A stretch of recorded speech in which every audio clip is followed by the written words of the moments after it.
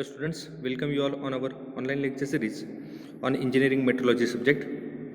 This is our next topic on linear measurement chapter. In this lecture we are going to discuss angular measurement instruments, in which we have different instruments as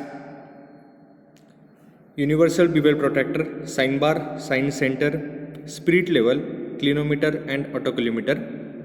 out of which today we are going to discuss universal bevel protractor.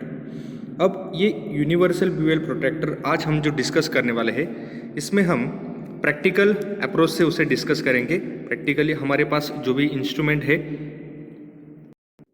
जैसे कि यहाँ पे mention किया है universal bevel protractor, और इस figure में, इस इमेज में आप यहाँ पे देख रहे होंगे, यह है यूनिवर्सल बिवेल प्रोट्रैक्टर इंस्ट्रूमेंट और उसकी attachments.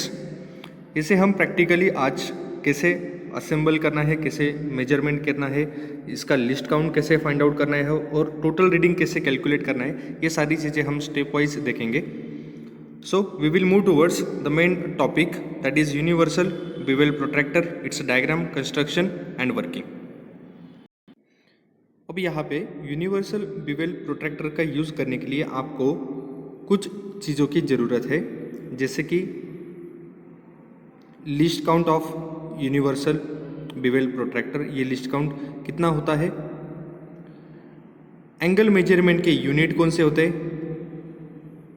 Units of angle measurement, और टोटल रीडिंग के लिए फॉर्मूला क्या होता है. So the last point is total reading formula. और यहाँ पे उसकी जो अटैचमेंट है, उसको अटैचमेंट के लिए हम प्रैक्टिकली यहाँ पे देखेंगे. ये जो ब्लेड्स है, ब्लेड्स कैसे माउंट करने, ये सारी चीज़ें देखेंगे. तो फर्स्ट पॉइंट है least count of universal bevel protractor. क्योंकि जब हम टोटल रीडिंग करेंगे तो टोटल रीडिंग के लिए हमें लिस्ट काउंट भी चाहिए. तो ये जो तीनों पॉइंट है, तीनों पॉइंट में से पहले हम एंगल मेजरमेंट के लिए यूनिट कौन कौन से लगते हैं और यहाँ पे हम कौन से यूनिट तक मेजरमेंट कर सकते हैं, वो सारी चीज़ें हम यहाँ पे देखेंगे.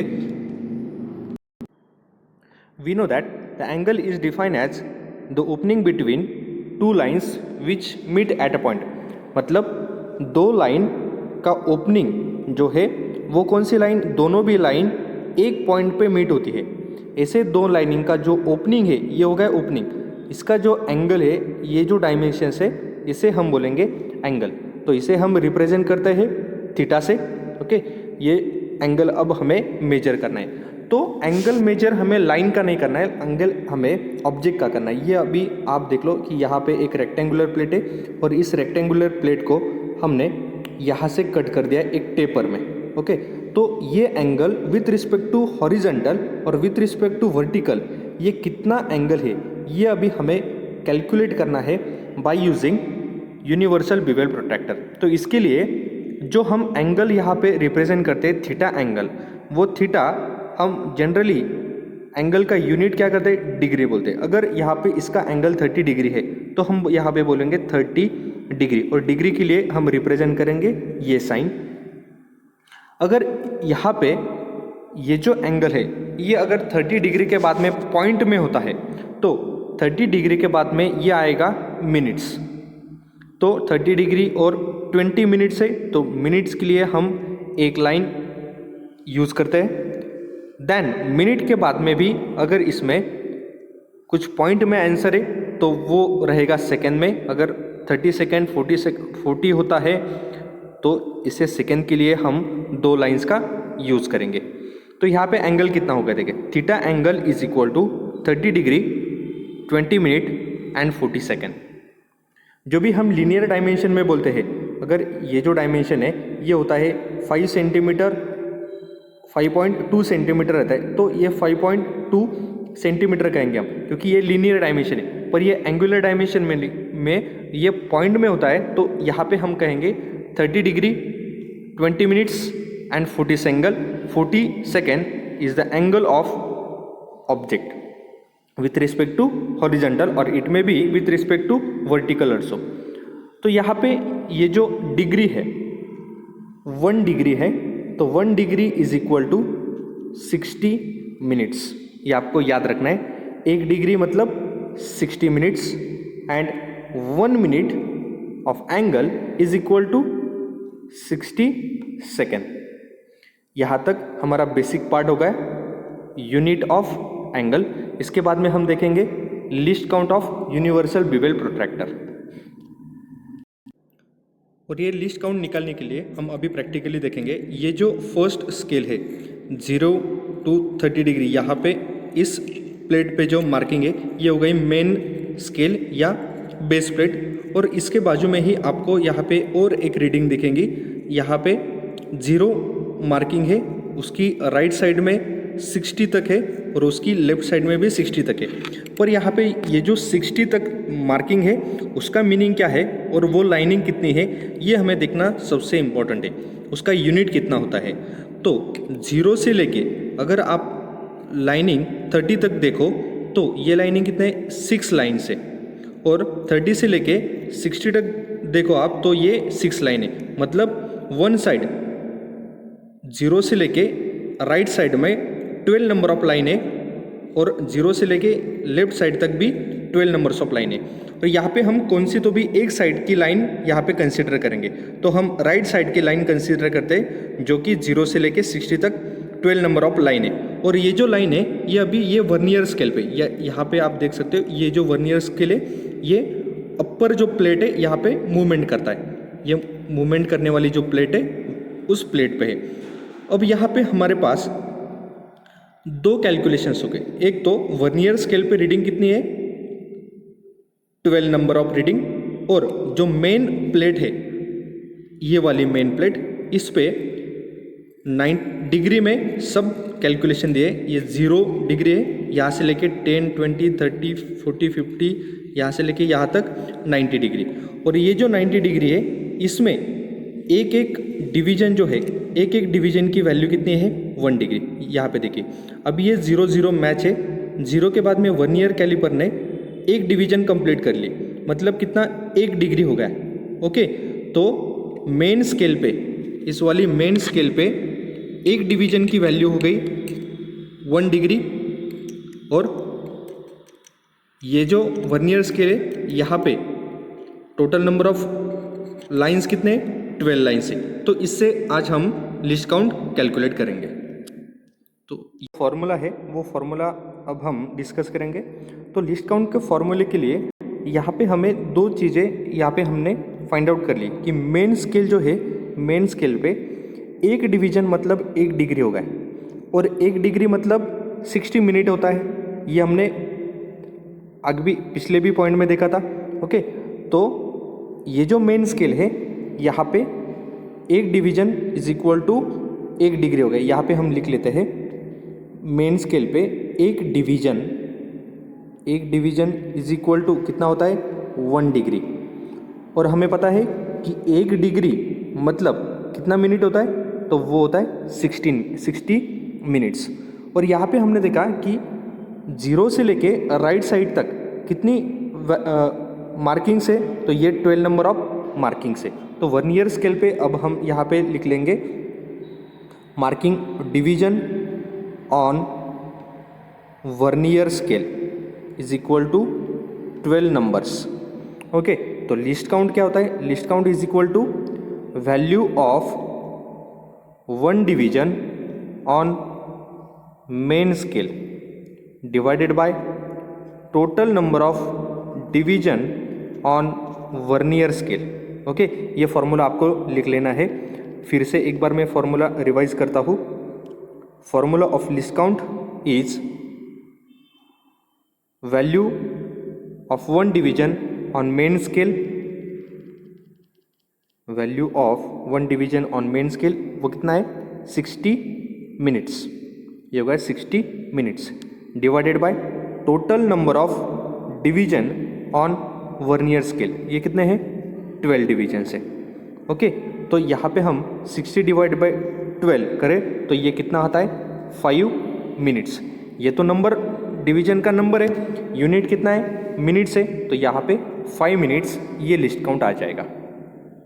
अगर आप दूसरी तरीके से देखो तो ये जो 12 डिवीजन है ये 12 डिवीजन कितनी वैल्यू रिप्रेजेंट करता है, तो 23 डिग्री रिप्रेजेंट करता है मेन स्केल पे। यहाँ पे हम उस पॉइंट को भी समझ लेते हैं। एक लिस्ट काउंट के लिए 2 पॉइंट है। एक पॉइंट तो हमने समझ लिया कि रेशो से, अब दूसरा पॉइंट समझते हैं। यहाँ पे देखिए, मैंने यहाँ पे 0 to 0 मैच कर दिया और उसके बाद में 0 से लेके 60 तक टोटल रीडिंग कितने हैं? 12 रीडिंग है। और ये जो 12 नंबर की लाइन है, ये 12 नंबर की लाइन दैट इज 60 वैल्यू, ये कितना डायमेंशन यहाँ पे रिप्रेजेंट कर रही है? तो 23 डिग्री रिप्रेजेंट कर रही है। मतलब 12 division on vernier scale is representing 23 degree on main scale. Okay, तो एक डिवीजन जो है वो एक डिवीजन कितनी मिनट यहाँ पे रिप्रेजेंट करेगी? तो वो होगा 5 मिनट्स। इस तरीके से भी आप लिस्ट काउंट कैलकुलेट कर सकते हो। फिर एक बार मैं बता देता हूँ, 0 से लेके 60 तक 12 डिवीजन है और ये 12 नंबर की जो वैल्यू है वो वैल्यू अभी कितना डिग्री यहाँ पे रिप्रेजेंट कर रही है? तो ये 23 डिग्री रिप्रेजेंट कर रही है। और यहाँ पे हम क्या बोल सकते हैं? 12 number of division is equal to 23 degree. Okay, तो एक डिवीजन मतलब कितना डिग्री हो गया, ये हम कैलकुलेट करेंगे और ये आंसर रहेगा डिग्री में। हम इसे मिनट में कन्वर्ट करेंगे तो ये आएगा 5 मिनट्स। ये आपको कैलकुलेशन आप खुद भी कर सकते हो। ओके, तो 2 पॉइंट हमने यहाँ पे डिस्कस कर लिए। एक तो होगा यूनिट और दूसरा होगा लिस्ट काउंट। अब हम टोटल रीडिंग करने से पहले हम जो इंस्ट्रूमेंट है, इस इंस्ट्रूमेंट के जो भी पार्ट्स है वो डिस्कस कर लेंगे और इसका यूज़ कैसे करना है, वर्किंग कैसा होता है, ये भी हम देख लेंगे। So the universal bevel protractor is consist of base plate on which engravements are there from 0 to 90 degree.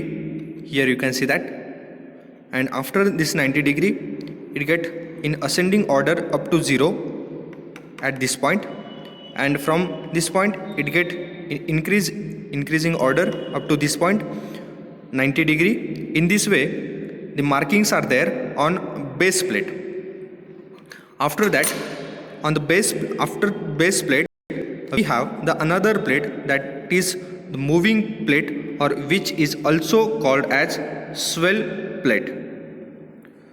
Here on swell plate we have 3 different objects are there.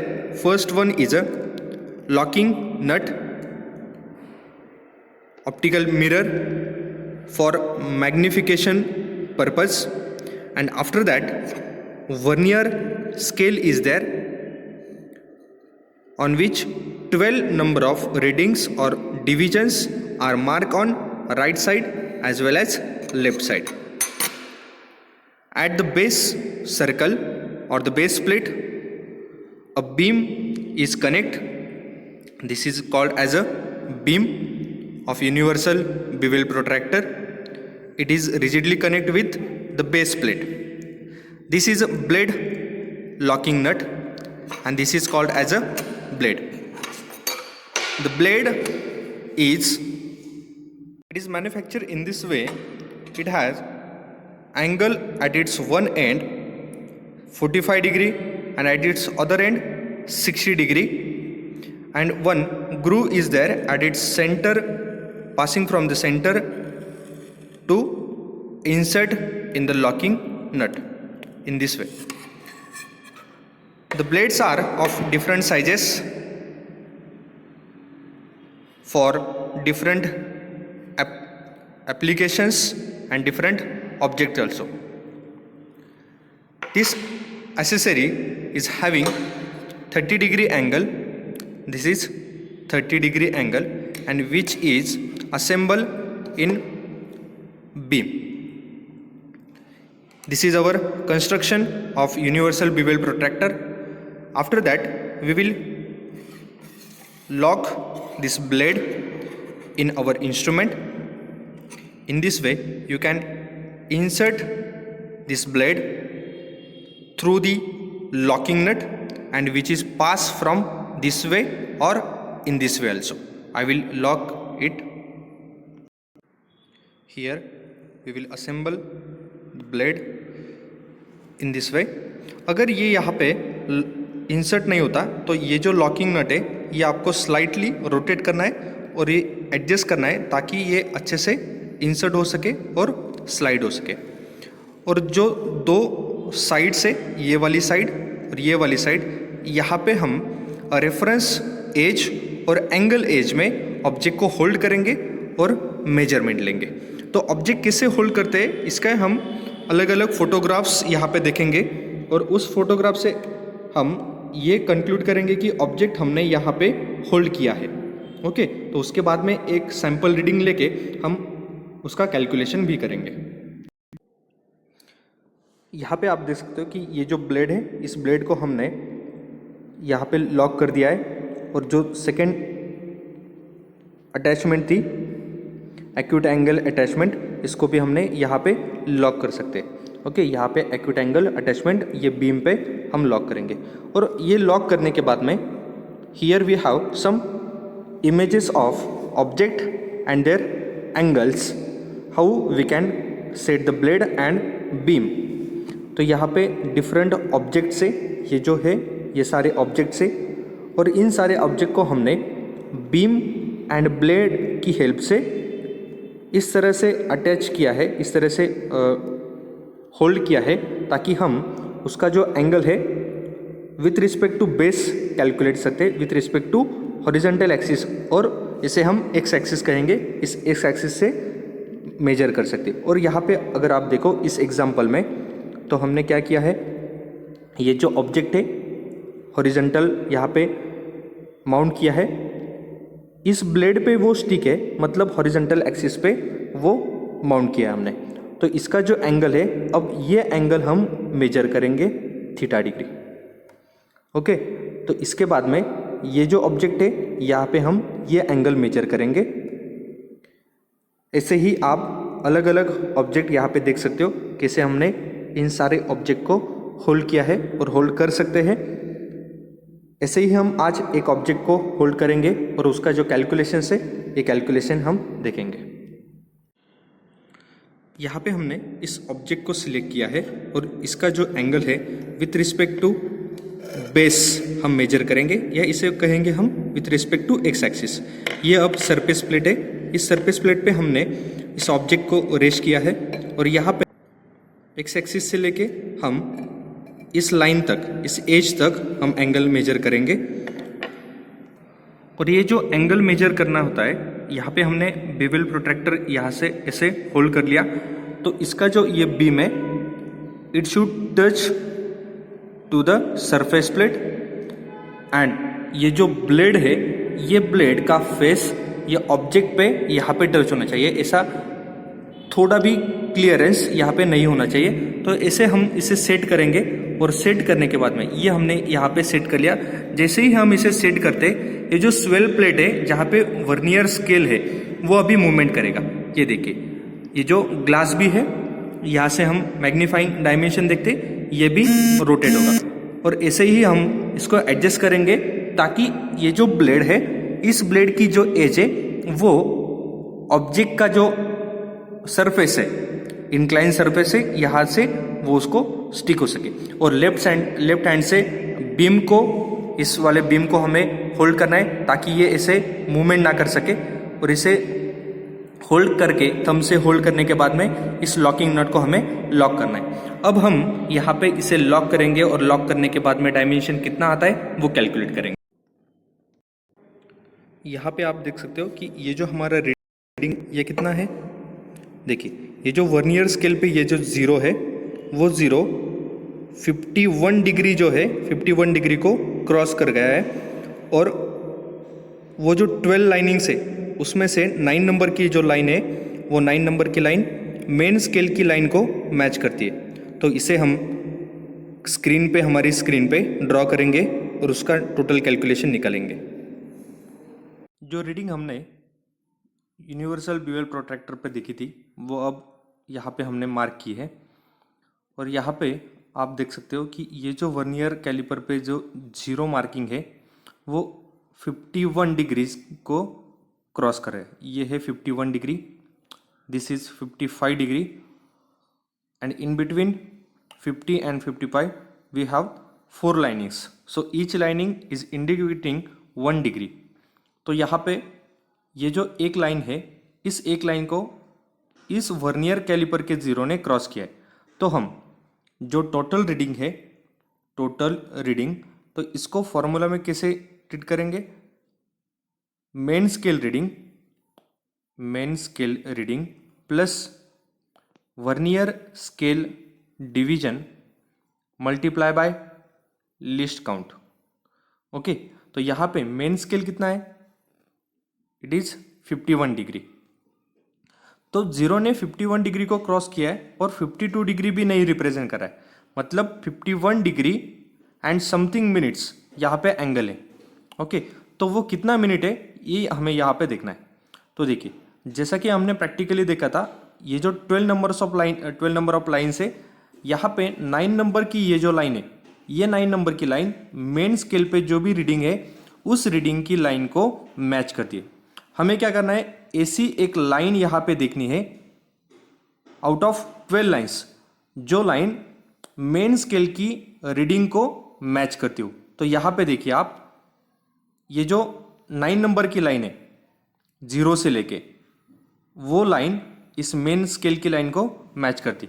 तो हम यहाँ पे वर्नियर स्केल डिवीजन कितना लेंगे? 9 लेंगे.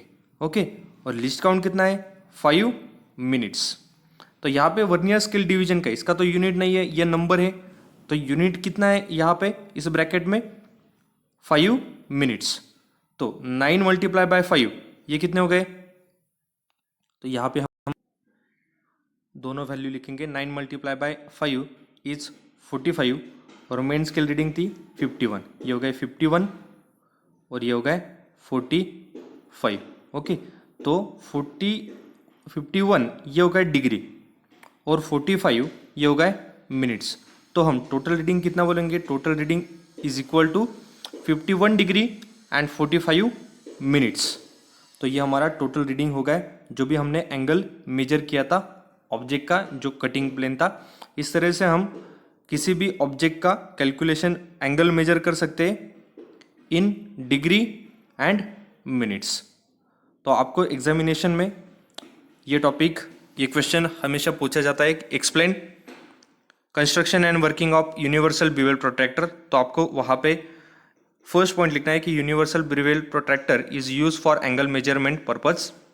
Then you have to draw its diagram which indicating all its part. After that you have to write the construction of universal bevel protractor. Then you have to write working of universal bevel protractor by considering any of the object. And last में आपको ये reading भी explain करना है. एक कौन सी तो भी डायग्राम यहाँ पे आपको एग्जामिनेशन में ड्रॉ करनी है और उससे आप जैसे हमने टोटल रीडिंग यहाँ पे डिस्कस किया वैसे आपको वो लिखना है. इस तरह से आपका ये क्वेश्चन कंप्लीट हो जाएगा. नेक्स्ट लेक्चर में हम सेकेंड एंगल मेजरमेंट डिवाइस देखेंगे. Thank you.